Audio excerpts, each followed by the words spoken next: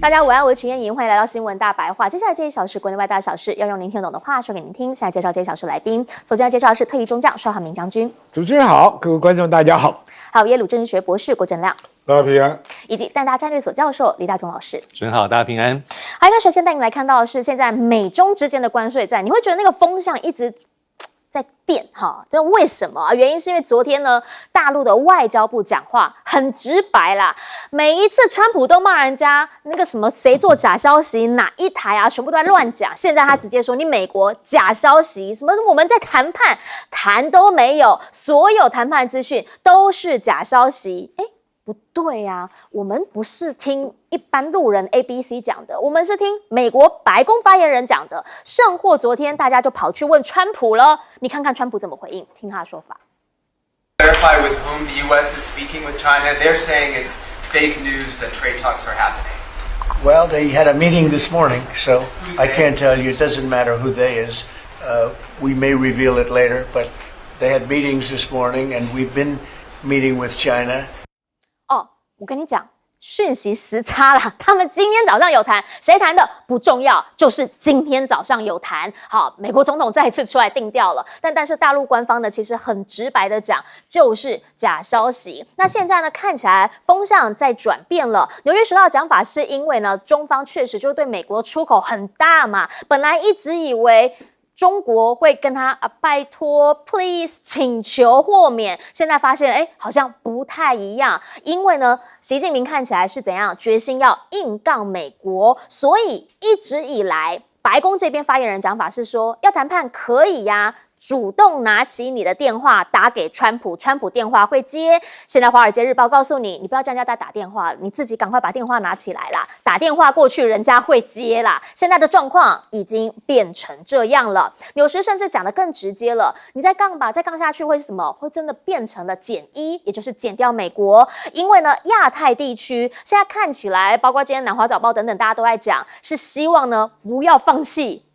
中方的这个市场，包括日本啊，包括德国，纷纷还是在问说，我用什么样的方式，我可以再去中方这里来投资？那如果你再这样搞下去，可能就把整个你原本的亚太地区的盟友，通通让给中国了。甚至呢，还说你忽略了它还有3个筹码没算清楚，包括了其实呢，中方报复的手段的深度，也就是呢，他现在也还是你美债主要的这个债主嘛，对不对？然后经济痛苦的容忍度，毕竟现在如果已经上纲到一个民族主义的话，那你怎么知道他会不会跟你硬杠撑得了多久呢？再要来看到的是，如果真的发生什么事情的话，其实你反而变成了他的一个借口。现在美国呢，其实对中方并没有完全的缩手，虽然他一直讲说呢，太高了，我们可以调整，可以谈，但是该打的从不手软。锁定最新海运业，好，寄出的是301条款，也就是说呢，只要是用中方的船，我都要来看看呢，你有没有所谓的倾销问题呀、垄断问题呀等等等。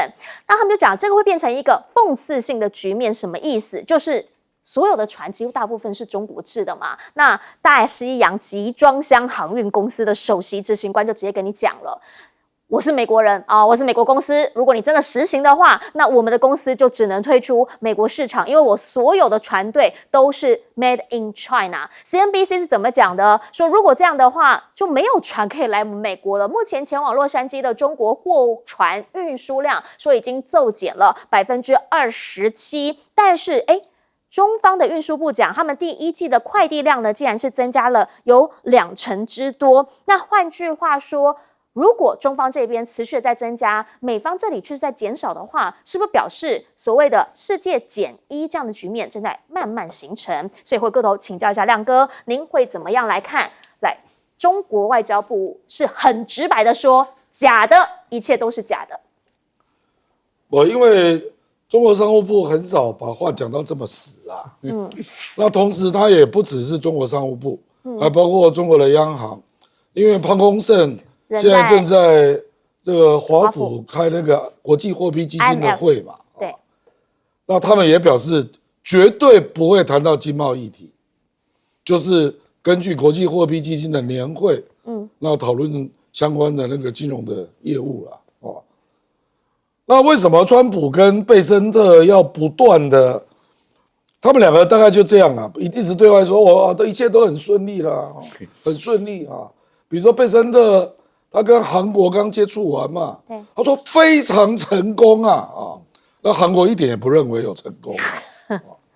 韩国说我们可能要7月才有结果，感受很主观呐，我觉得好成功。韩国是很实际，是他要尊重下一任的总统嘛。对，那你贝森特凭什么说非常成功？我讲白了啦，他们两个都在护盘啊，就是护美国的金融市场啊，是怕美国的金融市场暴跌嘛，是，那我觉得川普现在最控制不住的就是金融市场，所以他要不断的释放顺利啊，一切都在预期中啊这样的讯息啊。可是这个久了会被人家拆穿啊，因为我认为中国大陆的底牌是非常清楚的，就你给我回到4月2号之前啊，不然我是不可能打电话给你的啊。为什么会这么硬啊？我在大陆的网站上就看到一句话，我觉得蛮传神的啦。他说你本来给我连狗都不如的待遇，那现在给我狗的待遇，我就要接受了吗？这意味着就是说我不能让你买空卖空啊。比如说美国，你没有按照任何规则来，你突然之间搞到145吧，好，你现在给我降到60，算最后给我降到10，好不好？那如果中国接受了，美国还是赚10啊。我为什么要接受？因为这个接受就会意味着未来可能会不断的这样啊。对，因为他破坏规则，然后搞了一个东西，然后你接受，那他未来就可以如法炮制嘛。那谁能够制约你啊？所以为什么欧盟也是这么强硬？这个强硬实际上是有原因的嘛。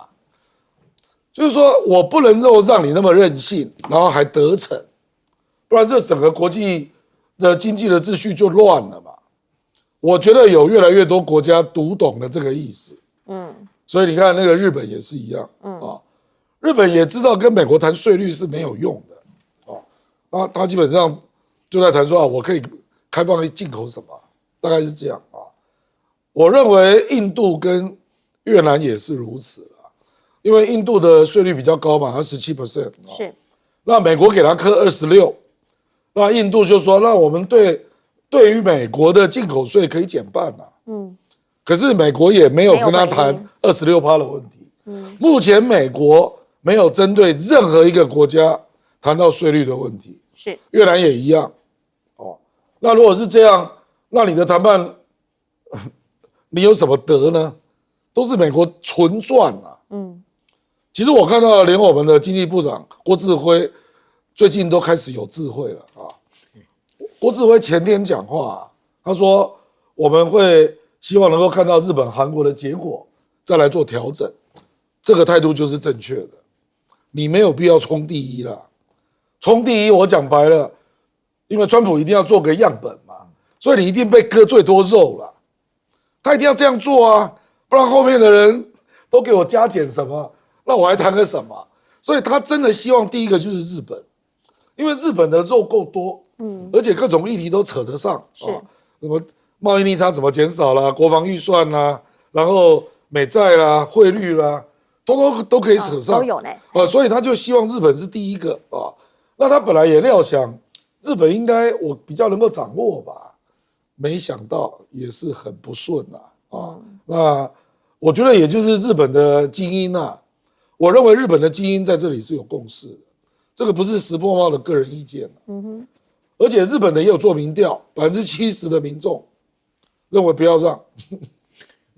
那我跟你讲啊，石破茂后来这个月底，他们说事务官在一轮谈判嘛，对，结果还是派斥责亮正，也没有在往上提阶。对，你好歹也派经产省的人来吧，或者财政大藏省的人来吧，没有，还是斥责亮正。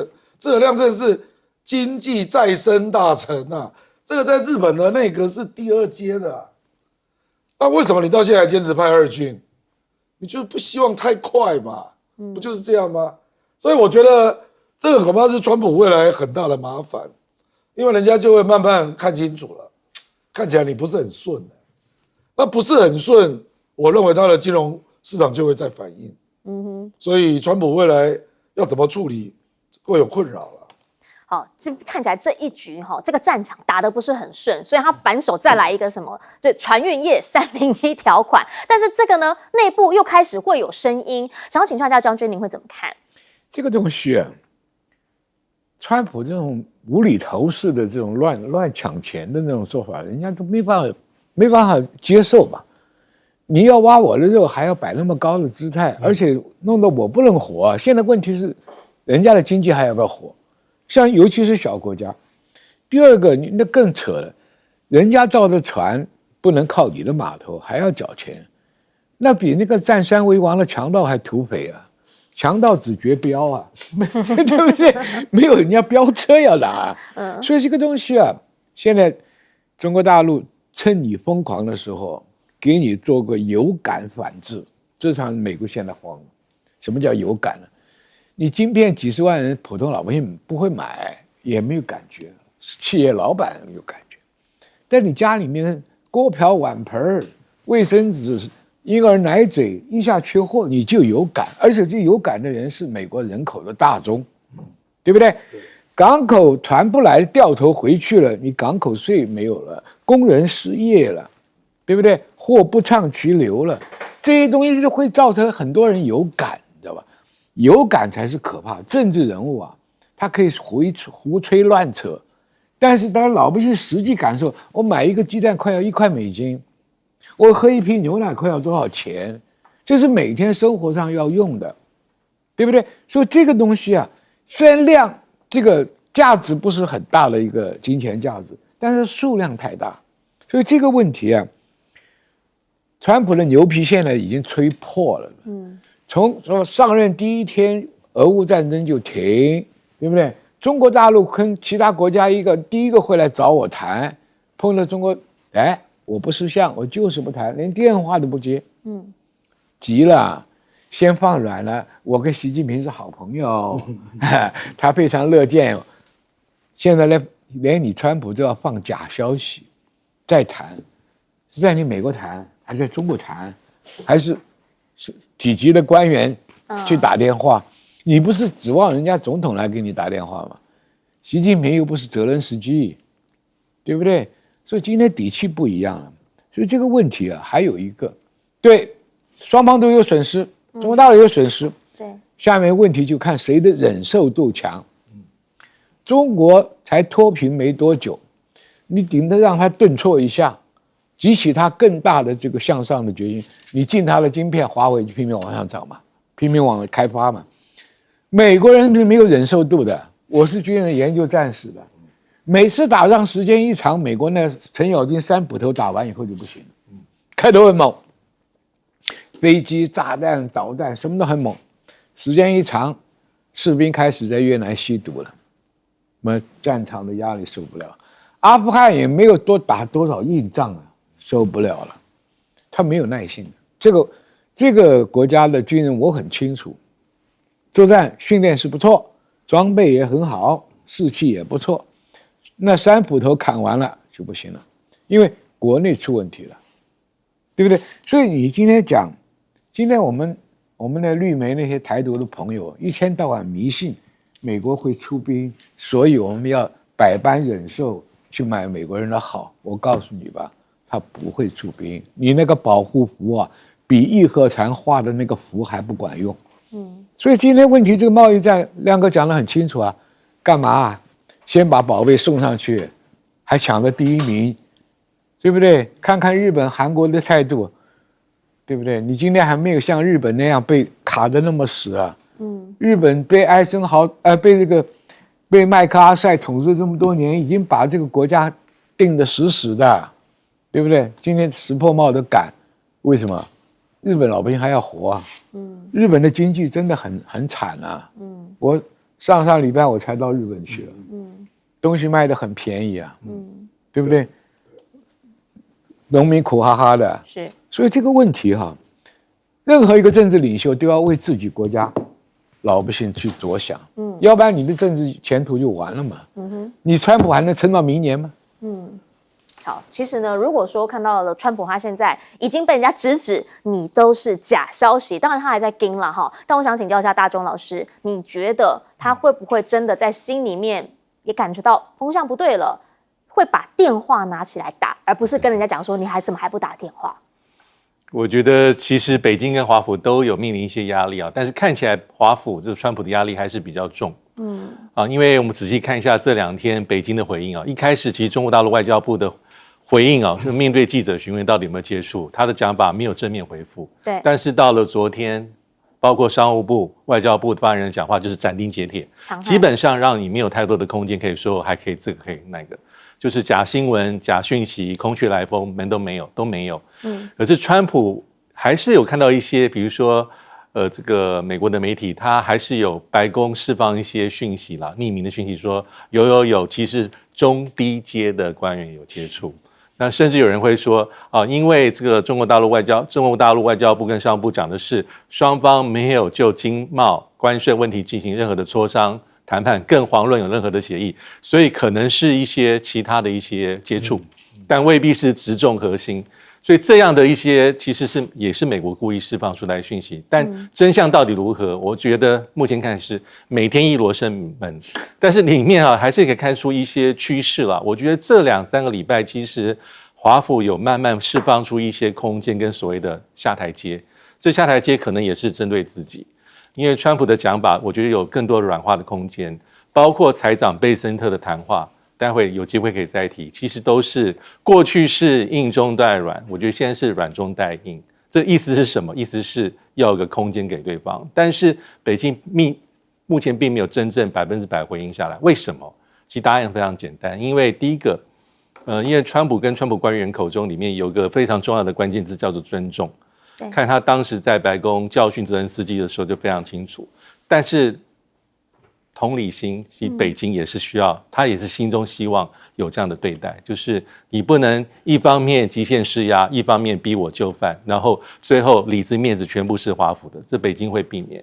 那第二个地方就是，我觉得川普有学习曲线，但是习近平在2017年、18年就跟川普打过关税战的交道，北京也有学习的过程。那过去很多事情是历历在目，再加上川普这种反复性，包括他现在有讲，可能不久之后。不要等90天，马上再来对等关税。是，那这些北京看在眼里，认为说我任何的协议或者跟你的共识，可能都没有很明确的保障，所以他会比较盯在后面。好，我们先进一下广告哈，广告回来要继续来讲的是，其实呢，现在川普他们一直以来都在讲说，不会啊，我现在很好啊，我现在就是 Make America Great Again。我告诉你，我只是在重定规则，美国终将伟大。但他到底又做了什么？等等回来告诉你。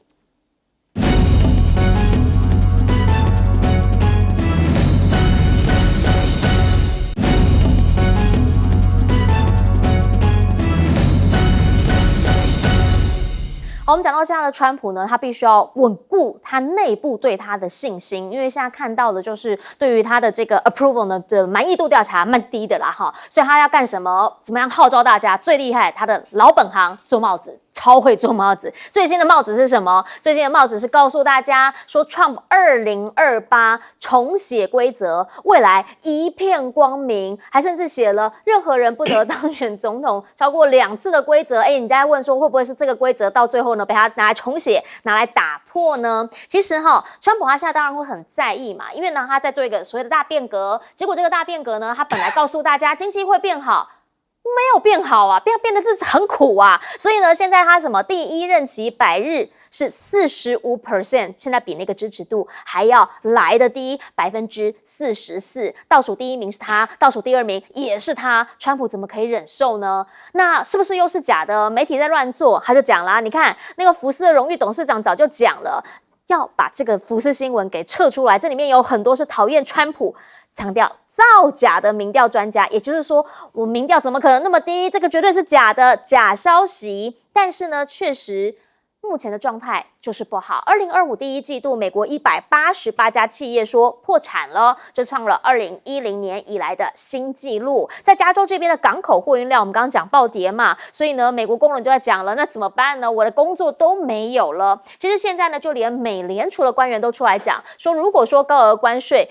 最后就是一连串的经济停滞、通膨，甚至是通滞，那最后就变成失业率飙升了。所以他们在讲降息这件事情，他们现在已经开始好好认真的在考虑了。那两边在做账，另一边的状况是什么呢？对于中方来说，大家认为现在可能对他的言会比较有威慑力的，就是在科技层面对他的卡脖子。可是他们现在呢，开始也有一部分自己的能力生出来了。最新传出说，大陆好像对于部分的美国晶片免征关税。也就是说呢，我现在需要它传出啦，储能的那个储存的，它比较能做嘛。后面呢，包括了控制功能啊、放大功能啊，还有其他用途的晶片，这个部分呢，他们现在确实有需求，所以有传出说他们暂停征收这部分的高额关税，但目前为止没有得到公部门的一个公开通知，又或者是相关的承认。可是呢，现在台积电警告了，你再这样玩下去的话，其实啦，中方是会先取得先进晶片的。原因是因为先前华为不就已经给大家上了一课吗？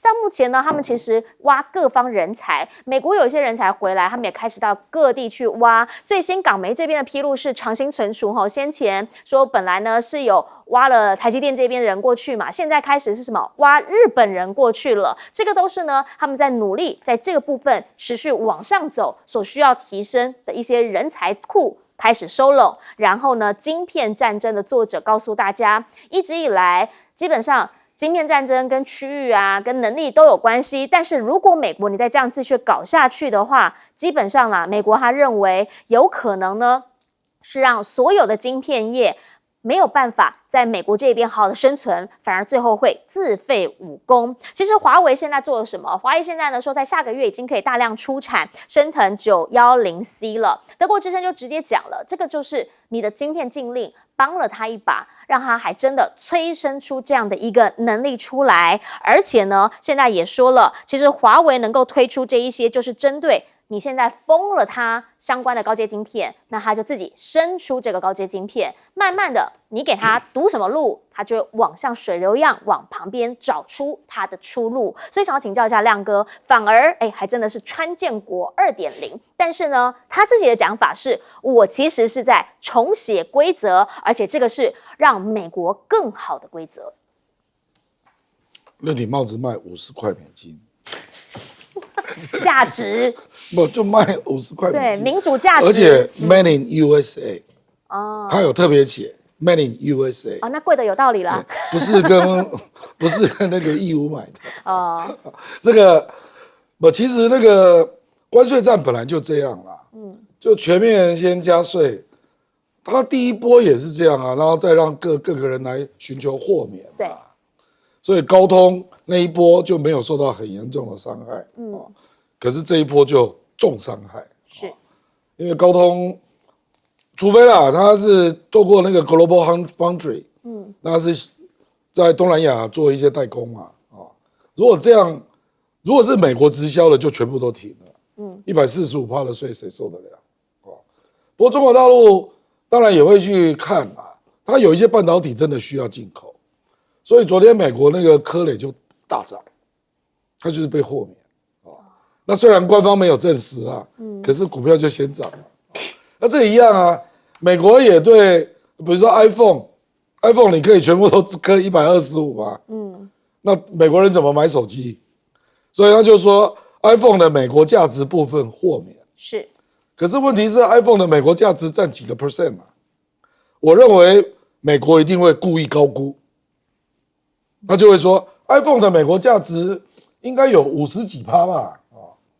这个大陆人不相信啊，美国就这样自我说服了，因为他不能让它涨太多，对，不然怎么办呢？那我觉得就是一定有这个部分啊，就是你先全面科了之后，那才发现有一些东西你真的是需要用啊，那就开始寻求各种方式来说法，把它缩小啦，或者各种做法啊，所以我觉得这个你不要把它理解为双方在让步了，不是啦，总的是完全没有让步，因为你要谈的一定是针对对等关税本身，而不是说有哪些被豁免，这个没有意义了，这是总的啊。比如说，川普在第一届，他事实上卸任的时候，中国的平均关税就被拉到14.5吧。对，所以我们在谈关税战，就是谈这个14.5，是，而不会去谈高通啊，被豁免，哇，所以目前确实就是也是比较第一阶段啦。可是因为中国大陆已经承受了6年多的贸易战嘛，那科技战承受了5年多，所以他当然会有一些，他就要利用这一次，好好的要逼你要挽回一些嘛，所以我认为中国大陆不会轻易退让，他要的绝对不是减税了，是不是？你给我退到4月2号之前，那我们来谈，那我就多买你的东西，我觉得不会是这样。我认为他会要你半导体对我的制裁，你整个给我取消掉。所以就是把第一任的位要回来。我认为一定是这样玩不然你要玩什么呢？因为这样不叫做减税，那减那14.5%，对中国大陆意义也不大。是，所以我认为他一定是要他真的要的东西。那比较可能就是科技战的部分。就毕竟呢，他科技战是他在第一任的时候就开始打了嘛，所以呢，到目前为止，大家才会说他是川建国2.0嘛。因为呢，第一任那个华为战就是让现在的华为它可以做出升腾910C嘛。要请教大中老师，你会怎么样来看？对，因为川普第一任这个一开始是关税战，2018年，然后到末期开始科技战，然后拜登呢承袭川普的政策但是更看重是科技制裁掐脖子。那过去这7年多的时间，老实说，美国对于中国大陆的这种制裁，不管是科技或是关税贸易，基本上都是叠加的，你鲜少看到往回把东西筹码拿掉。对。那现在像刚才这个亮哥所提到的，也许是北京目前希望能够达到的一个目标，就是不够，要回到4月2号之前之外，我真正这个关心的地方，可能也不只是所谓的美国在意的这个多年来的长期贸易失衡。或是贸易赤字，我还要其他东西。那当然呢，其他的比如说像台湾议题，他可能趁机也把它放在里面，希望川普做出某种程度的保证。我觉得这个是也还是一整个一盘棋所以目前来看，就是看川普的这个政策，还有北京是不是愿意正式接招。我觉得到目前为止，并没有很明确的接招迹象。当然，我刚才有提到说，这2礼拜看到比较多。川普自己还有川普的决策官员的一些讲话，其实耐人寻味的。比如说贝森特，他一开始讲法也是非常强硬，可是在2天之前，在这华府的全球经济协会的讲法，我会说他的基调变这个软中带硬，中间为基调，但是还是会批判中国。批判哪里？批判说这个 IMF 还有世界银行，您早就应该把中国移出所谓的开发中国家。但这种讲法，其实美国国内早就有人讲，不是1天2天，国会讲的人非常非常多。那当然，他还有会提到说，比如说你这个中国大陆可能太仰赖这个出口，他甚至呼应中国大陆这几年常讲的双循环他意思是说，你还是太过度仰赖这个对外出口啦，尤其是太看重美国的市场啦，要增加所谓的这个内部的消费增加内部的这些消费，扩大内需。假设能够做到这些，其实有很多合作的空间。这是贝森特的讲法。我觉得从1月20号到现在，应该是贝森特口中里面对中国大陆比较软性的讲法。批判的还有，但整个基调我觉得是往下弄得比较柔和。为什么？其实就是目前华府所承受的压力，因为你所期待的主帅出场，就像川普1.0的时候，所向披靡，你要见谁就见谁，金正恩还可以见3次。那2017年就可以邀请习近平来美国这个海湖庄园碰面，但是2.0的时候，反而这一招好像行不太通。唯一好像有点点进展的，就是普亭愿意接你的电话，但整个俄乌的形势也不如你预期。所以，因为川普目前面临到的压力是非常非常高，他会比较希望说，在美中这一块，至少能够让整个氛围软化。对刚才所讲，包括美国国内的经济市场而言，都不是那么悲观，至少给大家有个期待这样的一个氛围。然后呢，用时间换取空间，慢慢走上可以上谈判桌。但假设真的上谈判桌，美中这一局谈的东西一定是最复杂、最艰难能够达到的。那第3点就是刚讲的那个帽子也很有趣，就是川普感觉起来对第3任还是没有完全的死心。否则他的回答的方法就不会是这个样子，因为他不想太快被人家视为是跛脚。啊，所以那个帽子里面是50块美金，同时他一件 T 恤就是改变规则、重写规则，36块美金啊，36块稍微低一些，但是因为这是他的这个相关的一些 Made in USA， Made in USA， 所以我们再来看，强调这点，这可以体会他的心情，因为他学的时间非常有限，那他不希望被人家定位为就做4年，太快下定论，这对他战略战术上是非常不利的。4年下来，请教一下将军怎么样来看？来，请教将军。我跟你讲啊，哎，中国古代的皇帝为什么3宫6院72妃呢？怕没儿子。川普呢，现在这4年他成功的公算很低，他希望能够撑8年把它做完了，他就是能做成功了，他就是美国真的伟人了。然后这4年做不成功下台，那个多狼狈。他会被清算的，老百姓会对他唾弃的。所以他为什么急着？川普2028已经把心里讲出来了。对，我想办法修宪让我能够连任。因为马斯克不能够接啊，他现在养的那一群内阁没有一个像样能够有能力接川普的盘嘛。川普为什么这么乱？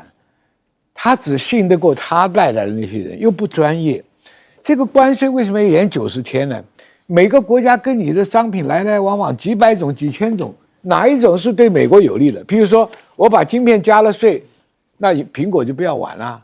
那苹果在美国国会有没有游说团体啊？有啊，对不对？那很多企业哪个是要对人家好一点，哪个是要拉得更高？你仓促一个对等谈判，关税就能够 cover 吗？所以为什么全世界国家不接受呢？你这个是不讲理的嘛，对不对？有的事情你赚我一点，我亏那一点，我们能够扯到平衡。这世界生意就是这样做的嘛。有的是工业国家，有的是农业国家，有的是这个服务业的，各有所长嘛。你 free trade 自由贸易才能够平衡嘛。你搞这么一个游戏规则，你又定不出来。现在关税问题就是它定不出来，而且有人带头跟你使杠。那中国大陆是一群绵羊里面只要有一头站起来跟你硬干一场的时候，后面群起效应就出来了。我觉得川普被什么东西逼的？6月的美债啊，要逼人家去买30年新债，100年，30年买债的人还活不活啊？100年你美国还在不在？这个问题谁敢买呢？所以好戏啊，我是看6月。我看你怎么弄。有谁去利率定到4.5%了，这么高了，人家敢不敢冒这个险？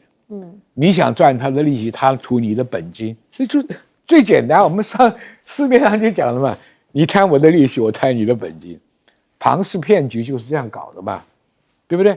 所以问题啊，川普越搞越糗，一天到晚就来打电话来。到时候是他打电话去，还对方不晓得接不接了，用个什么层次的人接也不一定，对不对？这个就是说，你消掰过头了，让人家每一个领袖受不了了，对不对？那你对每个元首都是 kiss my ass 嘛，不可能嘛。所以我讲，他这场闹剧啊，是大家都受伤，得看谁的底气长。关税战、科技战之外呢，其实大家现在对于川普来说，他心里面可能最害怕面对的是什么？是他内部对他的那个民意上面、舆论上面的压力，那可能才是他真正心中会压垮他的最后一根稻草。但是其实与此同时，国际间也好多大家不同的想法、不同的化学变化正在产生，等等会来说。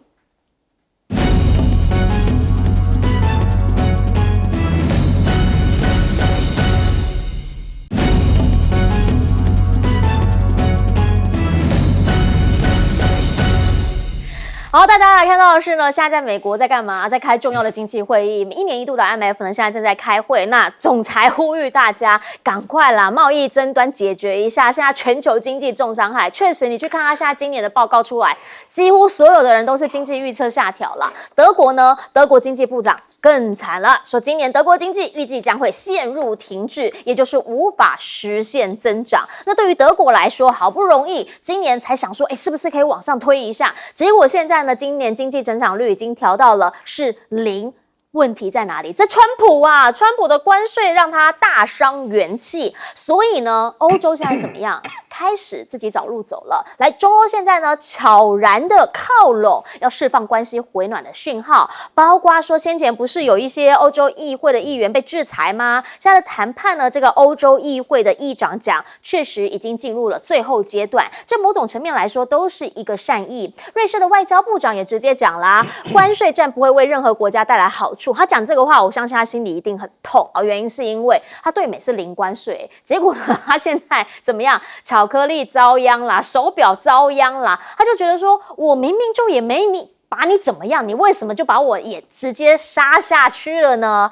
王毅现在在会见瑞士的联邦委员兼外长的时候，甚至就直接讲了，你看看，所以朋友慎选哈，双方要加快来推进自贸协定的升级谈判。同时呢，在瑞士外长访北京的时候，他就直接讲说，绝对不允许世界退回丛林法则。丛林法则是什么？弱肉强食嘛。那到底谁能够站到最后？其实目前市场上是有一个公平机制存在的 ，WTO 是存在的。那当时不也是美国你们要开始讲，然后建立这样子的一个机制？但现在为什么不照游戏规则玩了呢？到目前为止呢，商务部这边在讲中欧的部分，都是原本的这些贸易呀、等等的，比如汽车关税等等的问题，大家重新来谈，好好的来处理这个摩擦。然后呢，大陆的车企现在呢也开始发现了，如果说呢来看车的，已经不只是什么，不只是欧洲人哈，还有拉丁美洲的啦，还有中东的记者啊，现在都来上海的车展这里看看有没有什么样有趣的车，有没有什么样新款的车，所以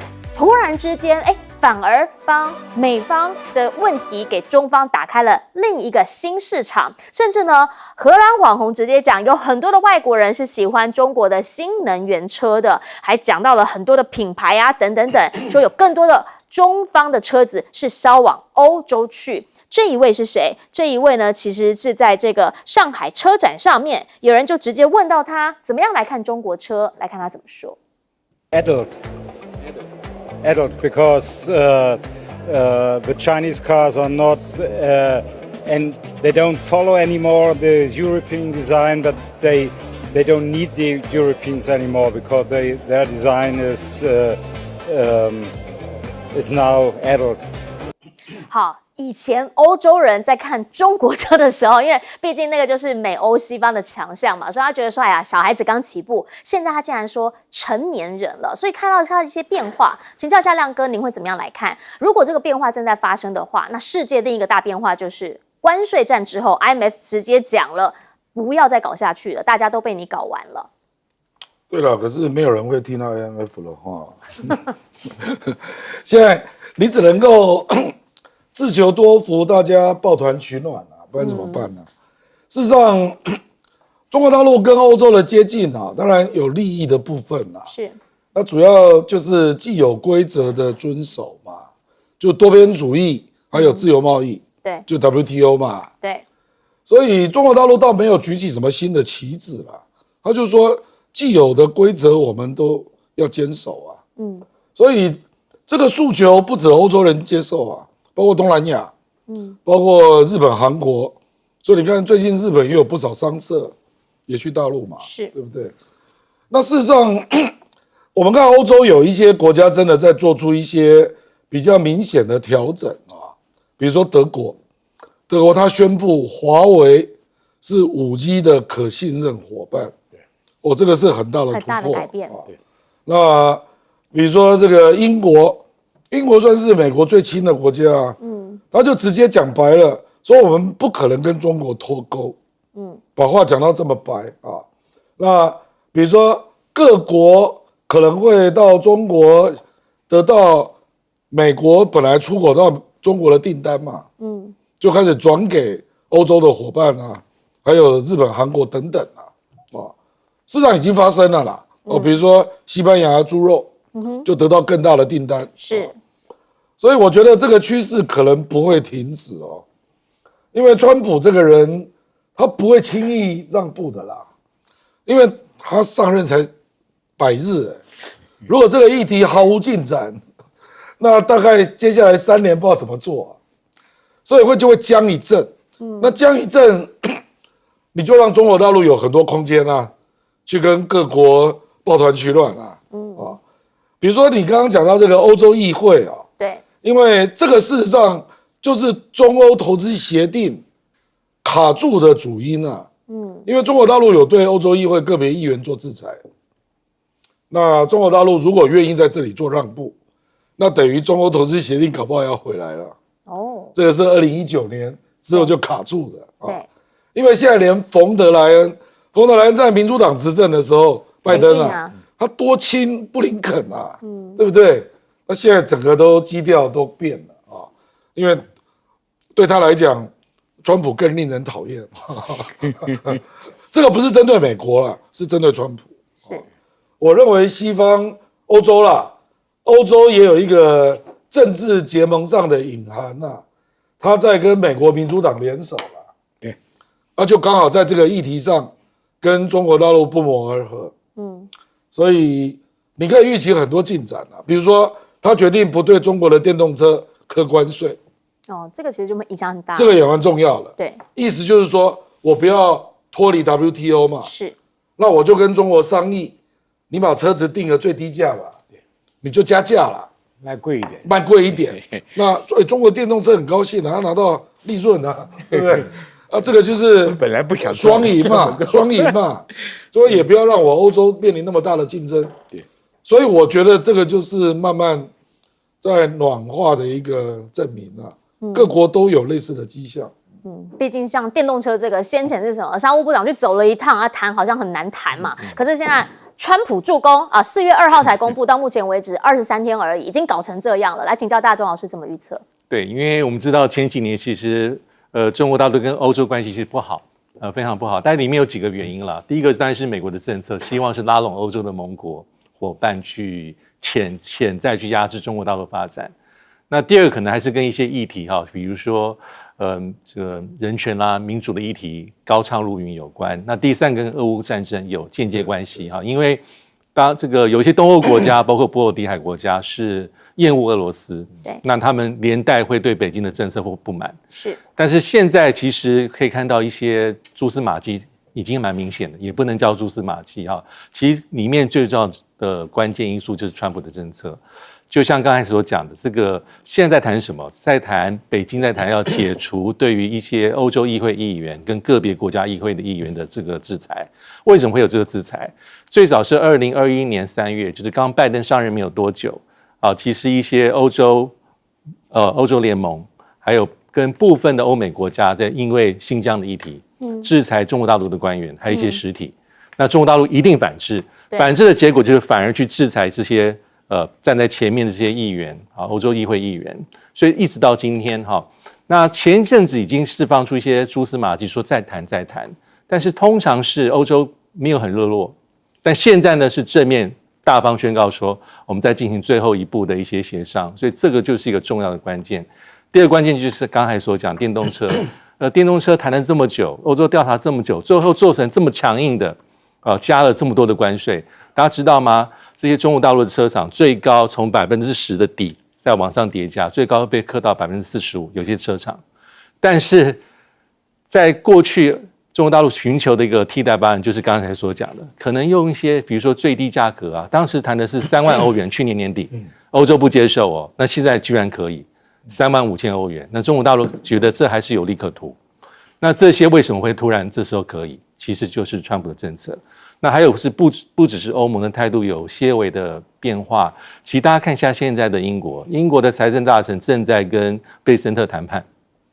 其实他的讲法出访之前也是个策略应用。对，他说中国是全世界第2大经济体，如果我们英国不跟他打交道，就愚蠢之极。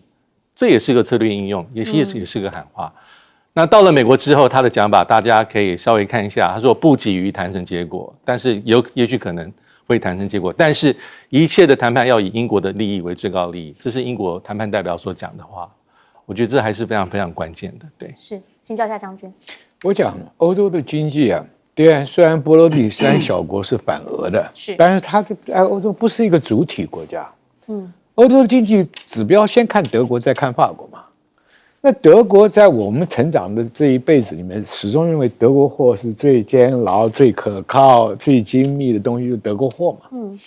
那汽车工业更是这样子啊。那德国现在面临成长 ，GDP 成长快要变0了，对他来讲是很大的危机嘛。以前也跟着欧洲讲，哎呀，我要禁核，现在电也不够，石油要从俄罗斯进口又禁掉了，所以它的经济成长前途很难看了。美国这样一搞，德国的高价位的车子到美国去要课了关税，那中国大陆的比亚迪又要进来。你像我们买车的哈，假定我是开计程车的，我在乎这个油料的 mileage。